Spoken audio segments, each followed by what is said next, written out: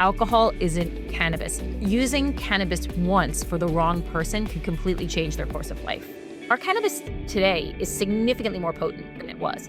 And so let's say that person with the family history uses a really, really potent strain of cannabis, becomes psychotic, and it doesn't go away. Then what do we do?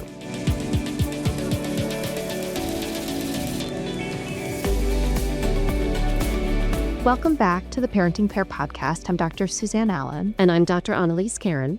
And we are really thrilled to welcome an expert and a lovely person today, Dr. Amy Swift, who is the Deputy Chief Medical Officer at Silver Hill Hospital in New Canaan, Connecticut.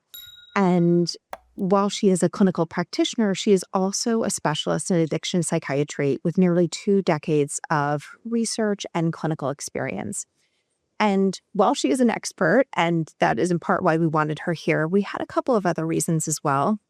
One, we have seen her present, and she's been part of many community panels, and we so connected with this idea of another clinician who really wants to be out there and share excellent and sound and research-based information with families. And in addition, one of the things that we really loved on her bio is that she speaks about her determination to treat anyone who needs it. And so we just felt like this is such a wonderful person who has this expertise and clinical background, but also a really caring clinical professional who can help offer some guidance to families today. So welcome, Dr. Swift. We're so excited to have you. Oh, thank you so much for the invitation. Yeah. I think today we'd really love to focus on cannabis use in teens, teens and young adults, because I think there's a lot of confusing information for parents out there. And, with recent legalization in a number of states, we have people that listen from all over the U.S. So things, vary by state. But there seems to be some I don't know if confusion is the right word around kind of the perception of harm related to cannabis, because now suddenly it's legal and, there's all different, ways to imbibe cannabis. And so I wondered if we could start there, because I hear from parents and I hear from teens as well that they have the impression that maybe, cannabis is better to use than alcohol or, is more okay. Do you hear that? And what are your thoughts about that?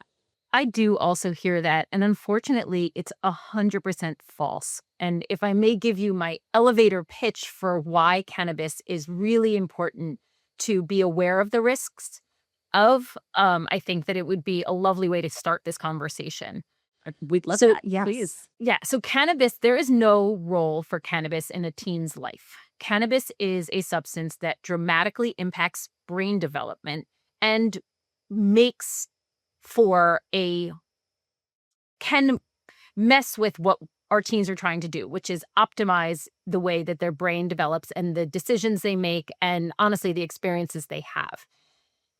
As you stated, with legalization, there is this myth that it's harmless, and it is something that carries significant risk, but more particularly for the adolescent brain than for the adult brain. And when you say significant risk, could you speak more to that? I mean, I certainly have some sense of what you mean, but for our listeners, what is that significant risk for teens? What sorts of things are you seeing, or are you concerned we could be opening the door for in their development? The biggest risk factor for teens that use cannabis is that it can impact their mental health. And there are a couple of different ways that it can impact their mental health. The first, I'll start with the most concerning. Cannabis is what's called a psychoactive substance, meaning that it can create symptoms in the brain that weren't already there and that aren't connected with reality. So it can create what we call psychotic symptoms. Most of us, in layman's terms, it can make you really paranoid. And when you say that, people can identify that experience. And sometimes you'll get a little smile or, some acknowledgement. But paranoia is not normal. And the more that it happens, the more that it gives you the indication that there's something in your brain you have to watch for. That's the most serious one. But also, there was a recent study that I've talked about recently in one of the other presentations that I did that really highlighted for us what cannabis can do to the teen brain. And it showed a direct connection between cannabis use and the development of anxiety and depression up to 2 years later. And that is not something that we can ignore, because anxiety and depression in a teenager can really disrupt their functioning and impact their ability to perform in school, to perform socially, with sports, all the things that are so important for that time period.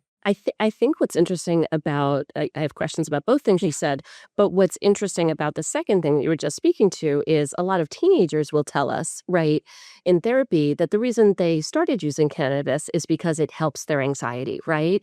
And so it's like a confusing point, but it helps. And so, and to some degree, for some people, I would say, it does feel as though it helps, right? In the short term. And so the teens will say that, and yet you're, educating us that this can really lead to greater mental health problems or more significant anxiety or depression.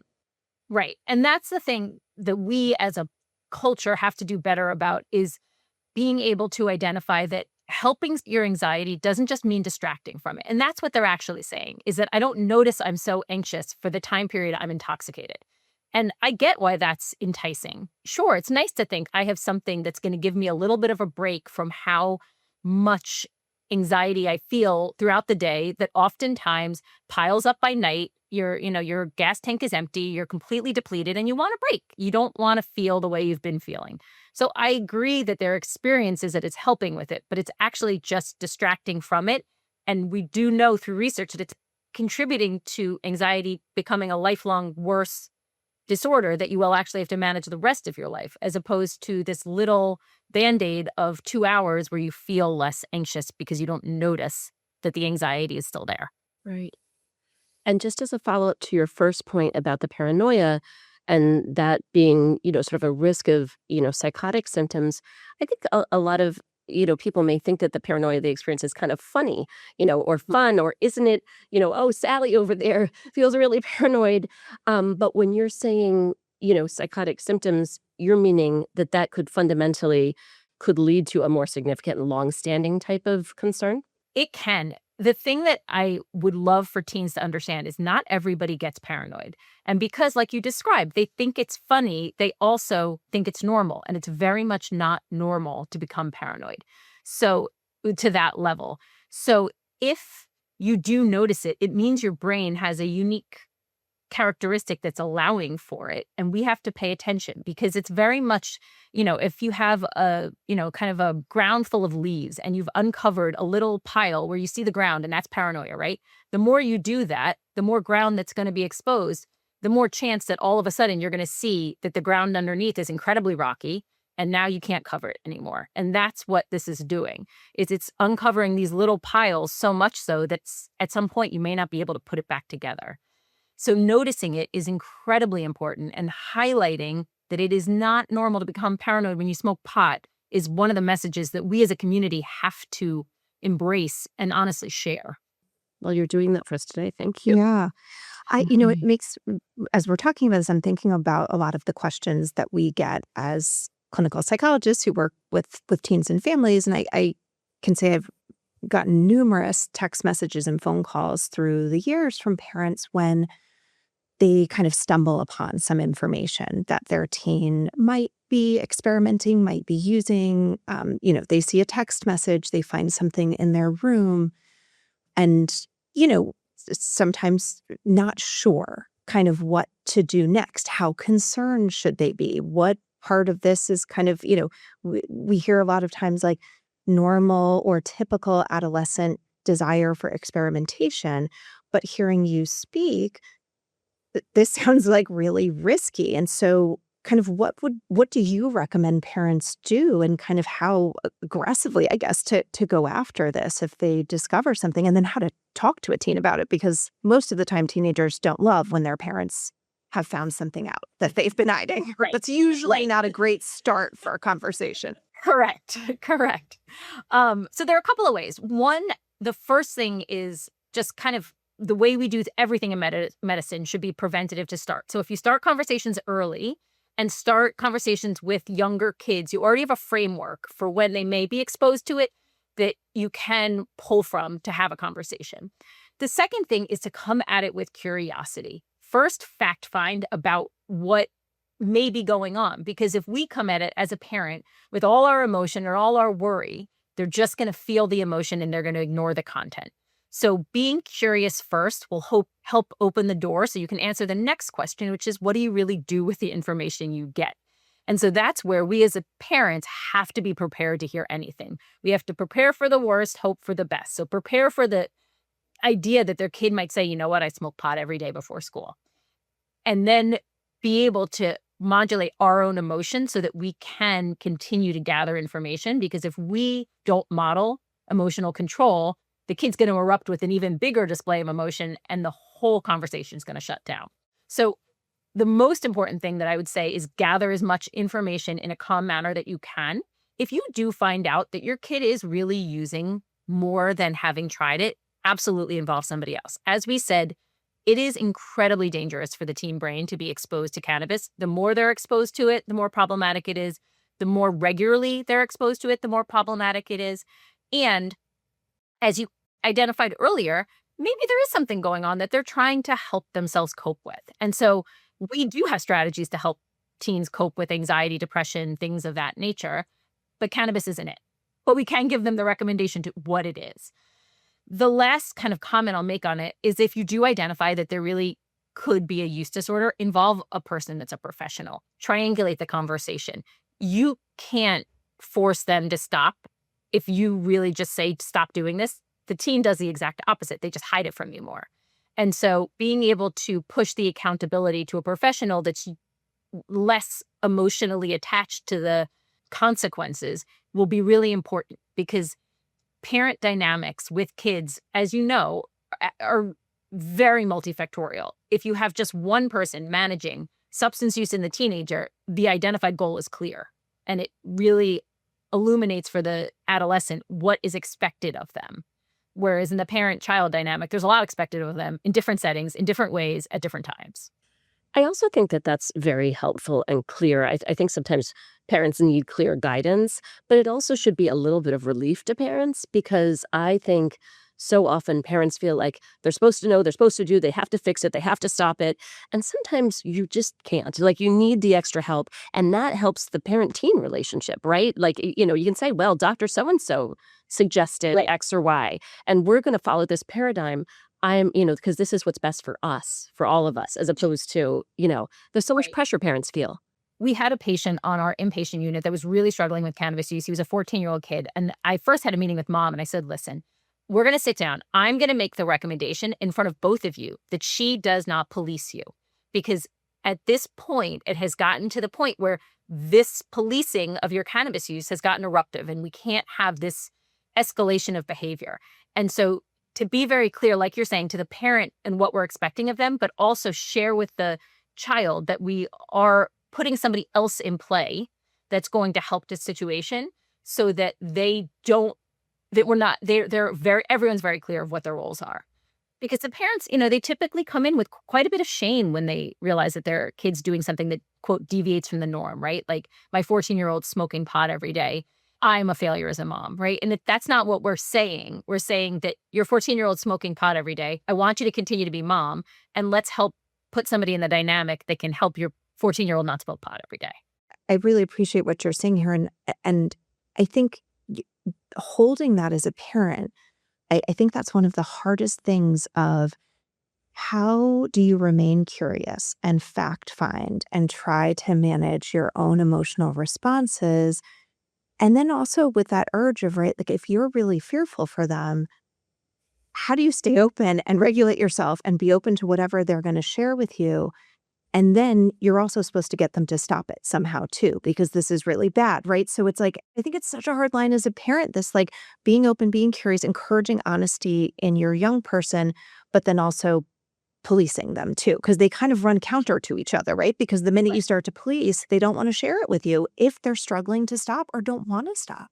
Right. And that's where I would honestly, my advice to the parent would be to reach out to the professional first, get guidance about, and maybe role play a little bit first about how you're going to approach it, so the parent has a framework when they go in. Because if they try and go in blind and, like you're saying, try and regulate and then police and do all those things, it's a lot to ask a human to do when you're looking at this person you love in front of you, and your mind is spinning and the catastrophizing of what could happen if you don't do this right.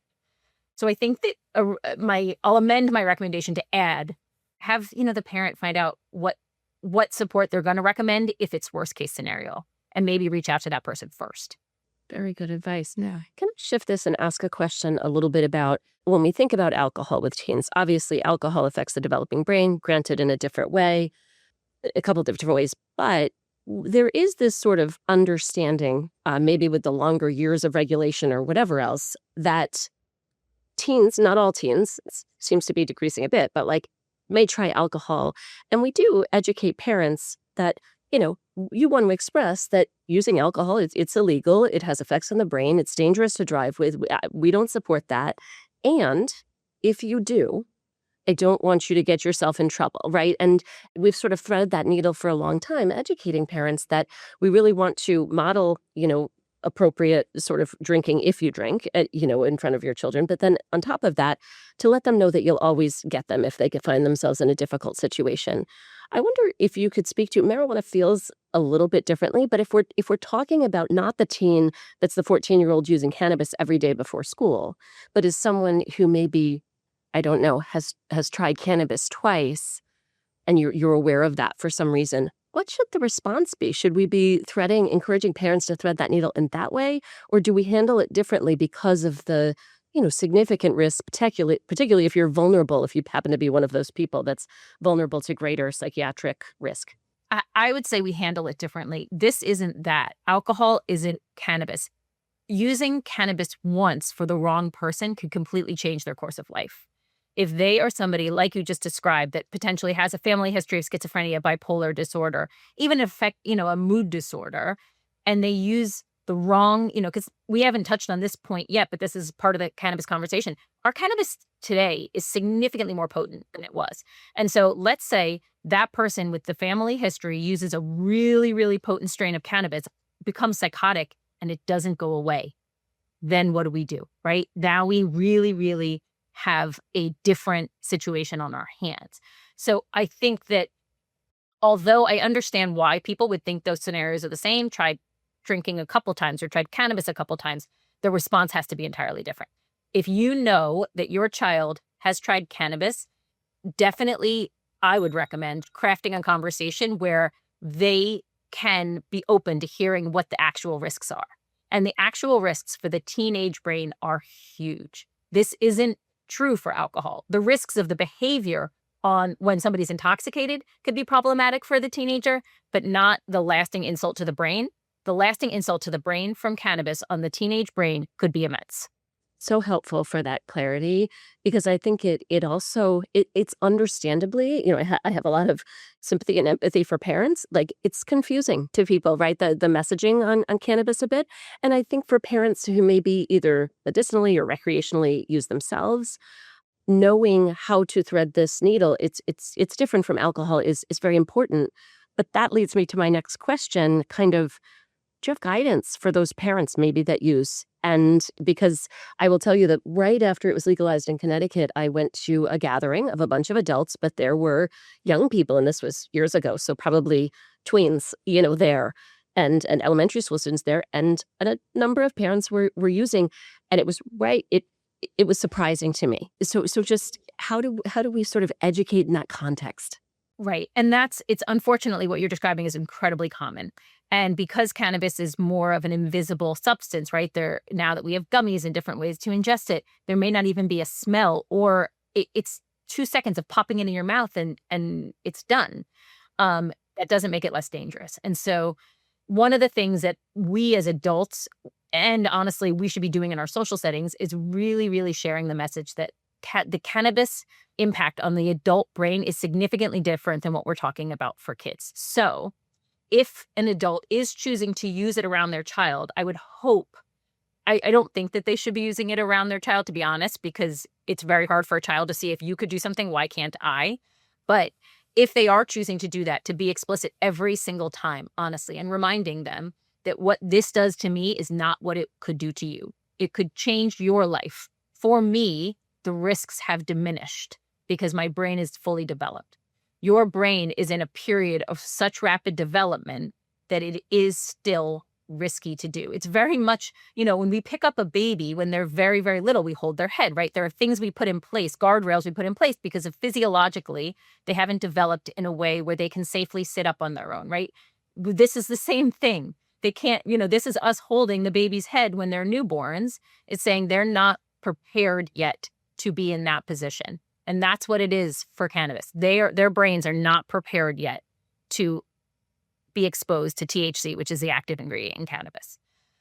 But that leads me to my next point, is that it's very, very hard to police adults. So it's very, very hard to say to anybody, particularly in social situations, to your friends, like, hey, should we be doing this in front of our kids? And so where I would love for kind of the movement to go next is be able to get the parents in the room and gather everyone together in the shared mission of, if you are going to use, I'm not going to tell an adult what they can or can't do, but let's create a scenario where we all are able to share the message that using this is not okay for you.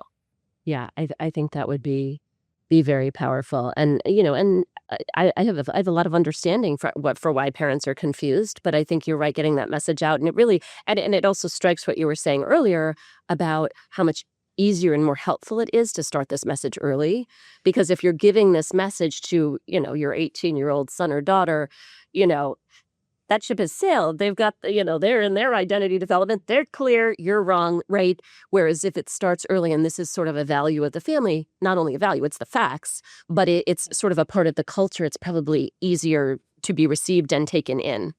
Yeah, I think about this, and the preventative nature you were talking about, and I can also imagine that for many parents who maybe, have a fifth grader going into middle school, or maybe they haven't encountered it yet in their community, or for whatever reason, that the idea of kind of launching into a cannabis conversation with, a 10, 11, or 12, might, for some families, feel like that's coming out of nowhere. How do I do this? And so I would love, any thoughts that you have for parents if you have a younger teen, tween, or elementary schooler, like what might those conversations look like? Yeah, I mean, I'll disclose. I have a sixth grader, and we talk about it because she's curious now. She'll listen to me now. She wants to know what mommy has to say now. I have to, I have to keep second grader, and he's still listening too. I got him for a little longer. Exactly. But this is the window of opportunity for us to plant seeds, right? You don't plant a seed and expect the flower to grow. But my hope is that the more that we talk about it, when she does find herself in some situation where somebody offers it, she now has this framework, right? Like I've helped her develop a superego in her mind where she could pull from and say, hey, that's not really for me. I really, in her case, she's really, really dedicated to sports. And so one of the things that she asked me, she's like, why do people smoke pot? And I'll be like, wow, there are a lot of reasons people make individual choices, but can I share with you why I would hope that you wouldn't? So I don't want to reinforce the information about why it's good. I want to counter the information about why it might be problematic. And the other thing that I do with her, but I do with all my patients and, kind of in life and the way I talk to people, is we all believe the things that our own voice says. So if I can craft questions that then she produces an answer that would help reinforce not using, that's what I do with her. So I say, what would be really, like, if you were to smoke pot and something were to happen, what would be the scariest thing that could happen? And have her say that, so that reinforces for her that this is not a great thing. Because the more that we as humans argue for something, the more that somebody else is going to argue a bit against it. So I want to create conversations where she herself is arguing against it.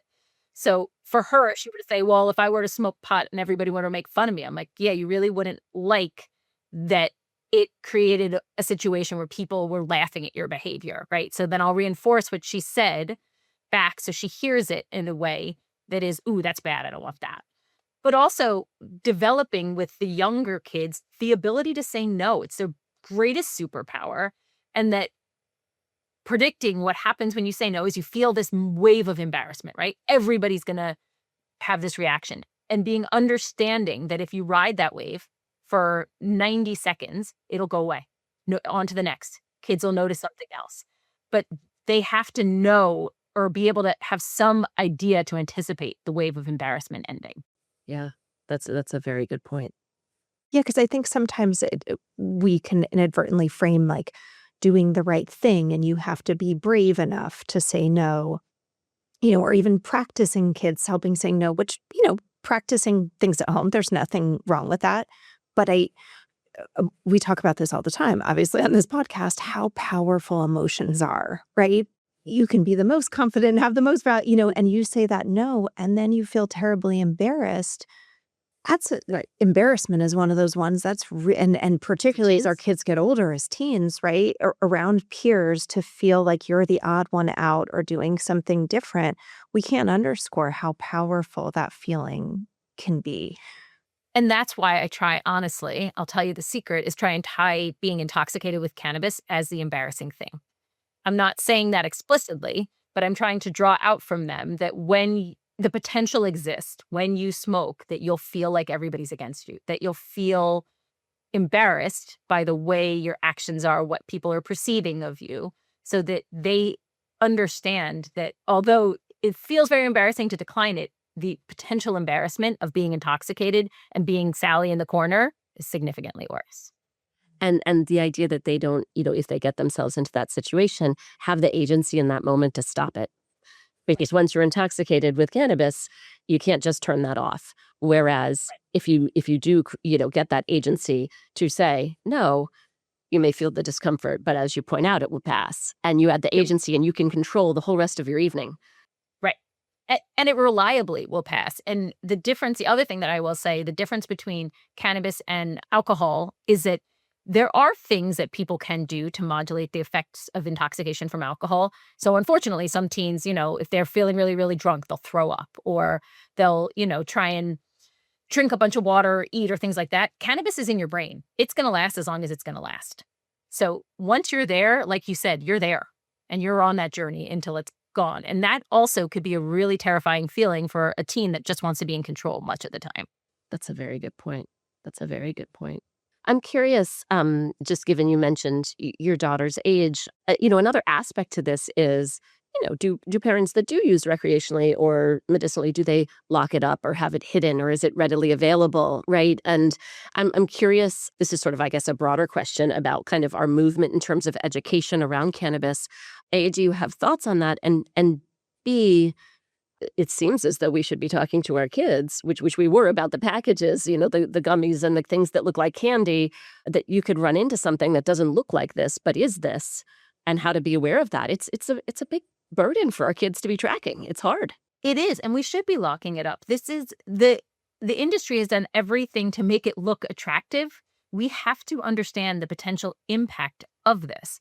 It's very much, you wouldn't, I don't know if you've ever seen some of the memes or something about like kids that accidentally drink energy drinks or something. Like it's not good for them, and we shouldn't be making it look attractive or accessible to them.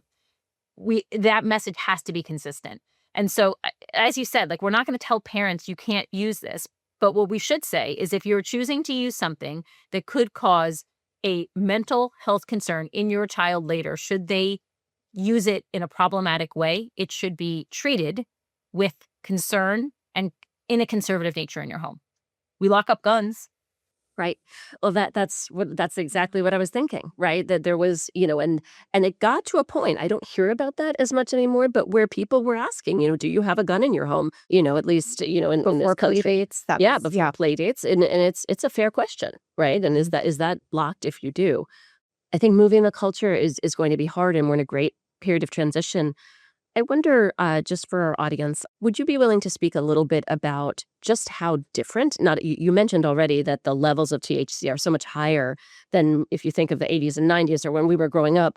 Could you speak, a little bit to even just the fact that it's not kind of regulated like alcohol? Like we all learned in health class that one glass of wine was one shot of this, we don't really have that. And it seems like what you might get in a gummy one week is totally different than what you might get a different week, right?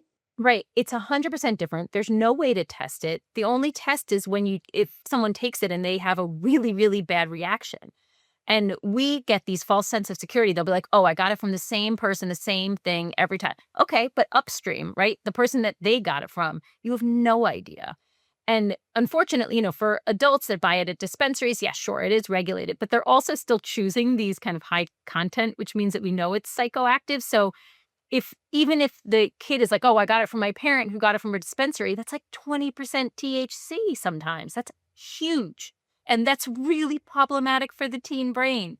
So either they're getting it illicitly and we have no idea what's in it, or they're potentially getting it from their parent from a dispensary and we know what's in it, and that's bad for their brain. Could you speak to, I think there's a perception too that, that marijuana being laced is less frequent, and I think this, certainly in terms of fentanyl and stuff, people wouldn't imagine, or for certain types of drugs, they imagine that the drug could be laced with fentanyl, but with marijuana, they say, oh, that's not going to happen. In your experience, can you speak to that? Is that a thing? So 2 things. Yes, it's a thing. It can be laced with fentanyl. But the second thing is that people want to call it laced when it's just the cannabis that's causing the problem. It's just the amount of THC that caused the bad trip or the bad experience. So yes, it can be laced, and more often it's just the density and the potency of the THC that's the problem. Yeah, that's a helpful perspective. But that being said, I do give Narcan kits to people that have heavy cannabis use if I find fentanyl in their urine. Like, say they come in and they say, all I do is smoke pot, but their urine's fentanyl positive. I'll be like, guess what? Your cannabis was laced. You need to have a Narcan kit on you because the chances that you could unintentionally overdose are high. It's really scary. It is really scary. Yeah. This is unrelated. I mean, it's related, but unrelated. Just since you brought up Narcan, I could talk to you all day. I know. I really just come over to my living room and we'll chat. I'll be there later. Because I know you're out of time. But to the Narcan issue, a few years ago, I was almost wondering if really everyone with a child or everyone in a neighborhood should just have a Narcan kit in their house. I mean, I feel like this is easy. This is easy peasy and important, right? Literally. And it should be like a party favor, right? Like, you leave middle school quarterly and you get a Narcan kit because it's so low risk and it is so important. Could save a life if people around you in the home, if there's one kid at a party that their friends smoked that laced cannabis with fentanyl, they'd never seen it any before. All of a sudden, somebody slumped over in the corner while somebody else is deciding whether or not it's safe to call 911. You just give them a little puff in the nose. And if they wake up, you just save their life. If they don't wake up, it wasn't that. Right. Honestly, it's like we should be teaching kids how to empower them to be that person there at the right time with the right information to potentially save a life. You'll never regret that. 100%. And there's no downside to using it. No downside. If you were incorrect and it wasn't like Narcan. You could Narcan me right now. I'd be fine. Well, that would make the podcast interesting, but it would be a good educational tool. I'd hide it in my desk. I'd do it to myself right now. could we have you back and it'll be Yeah. There's so much. You have so much information. Thank you for interrupting your workday to speak to us and thereby speak to all of our listeners. Do you have any, if parents are feeling like, oh my gosh, I'm afraid, I'm overwhelmed, I couldn't have this conversation, I don't know what to say. Do you ever have any recommendations of kind of not sensationalist or fear-mongering places for parents to maybe, watch a video on a good way to talk about this, or just to learn a little bit more about cannabis so maybe they feel a little, more knowledgeable? There are some websites. I haven't really vetted them out because honestly, if I get that, I just talk to the person myself. So I should know that more about where I would tell somebody to go. But I can try and find that out at some point. Maybe you guys could attach it to your website or something. Yeah. Because I just do it in the moment. If someone says, "What should I do?" I said, "Let's talk about it now." Yeah. And I think we can all go down this rabbit hole of research. I think also what I've heard from you today, so I should highlight this other side, is parents don't have to be experts. None of us have to be experts, right? And part of the curiosity is trying to understand where our kids are coming from, what they know about cannabis, being curious maybe with ourselves and our own attitudes and perceptions about it, right? So we don't have to kind of have all the scientific data and evidence to argue with our kids about use, right? But just some general knowledge and understanding, and really maybe just at the basis of it's not for them and their brain development. And we got to start there. Right. And then also be curious about what they know or think or believe. Right, exactly. But it's a clear message. It is not for the adolescent brain. It really isn't. Thank you so much, Dr. Swift. We really appreciate this conversation. We would love, at some point to have you back to talk about, other concerns that our teens are facing. You're just so very knowledgeable. I'd be happy to anytime. But with that, I think we'll wrap up for today. Thank you, Dr. Swift, for coming on. As always, if you have any feedback for us or any questions, don't hesitate to reach out. Email us at hello@theparentingcare.com or DM us on Instagram. If you, what else? I think that's... Have time and want to rate and review, we'll take that as well. That sounds great. And share this episode with another parent, because genuinely, not only, it is this really helpful for everyone in the community to know, but you really could save someone's life or really help the trajectory of another family's life preventatively. So please share this with someone that you care about or 100%. All righty. Have a great week.